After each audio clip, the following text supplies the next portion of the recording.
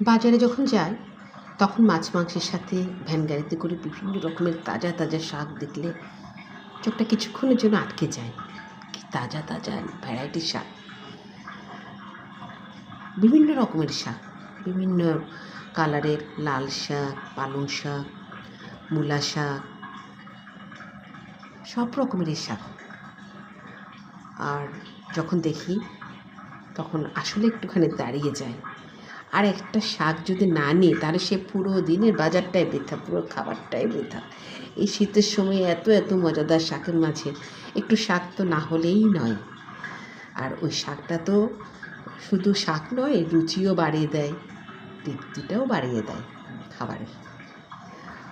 আর পুষ্টিগুণের কথা নয় বা বললাম, এটা তো আমরা সবাই জানি, খুবই উপকারী একটা শাক, শরীরের জন্য খুবই দরকার।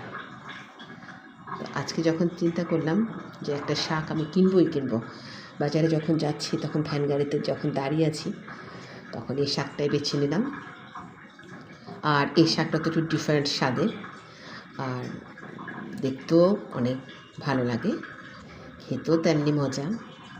আর শুকনো লঙ্কা যদি শাকে যদি থাকে তাহলে তো আর কথাই নাই, শাকের স্বাদটা দ্বিগুণ বাড়িয়ে দেয় শুকনো লঙ্কা। ভালো থেকো বন্ধুরা।